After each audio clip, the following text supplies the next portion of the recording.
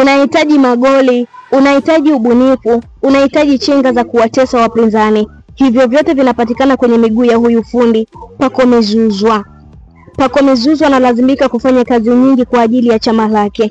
Young Africans ipo mgongoni mwake. Ni suala la yeye kuwa na afya na kuwa fiti muda wote ndio itasaidia sana Young Africans. Ukweli ni kwamba wakati Aziz Ki anaondoka, ilibidi kati ya Aucho Clatous Chama alipaswa kubaki Jangwani kusaidiana kwenye hii show. He can't do miracles. Muda wote anahitaji sana wenzake wasogee. Pacome peke yake ndiye niliyemuona akiwa fit na anaisaidia timu. Mwalimu mpya na kazi ya kutambulisha mpira unaotakiwa kuchezwa na Young Africans. Muda ni mchache na lazima haya yote yafanyike ili kimataifa timu ishindane haswa. Pia dirisha la Januari Yanga iachane na washambuliaji butu hawa na waingie sokoni kuleta washambuliaji wakatili. Mwananchi ikaondoka na alama 3 safi KMC. Timueni kocha, mnachelewa. Pande wa Andy Boyeli leo ameingia kambani mara 2 dhidi ya KMC.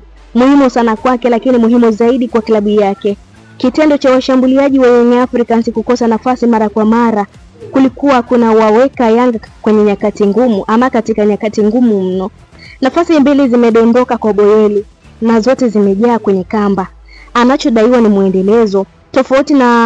Tofauti ya mshambuliaji wa kawaida na mzuri ni mfululizo tu wa kuingia kambani.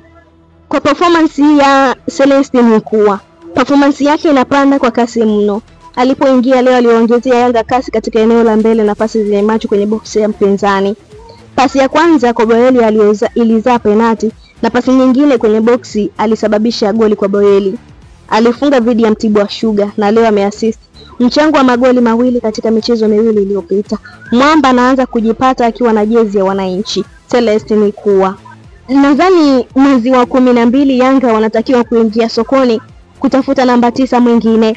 Dube amesinzia usingizi mzito na sijui atamka lini.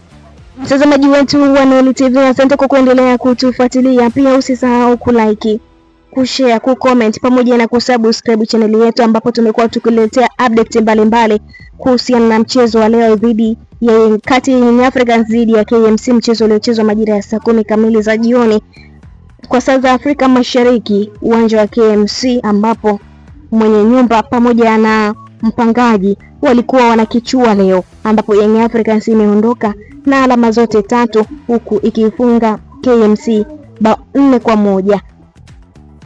Mchezo ulikuwa namna gani? Bila shaka umefuatilia updates mbalimbali. Pia bila shaka umefuatilia.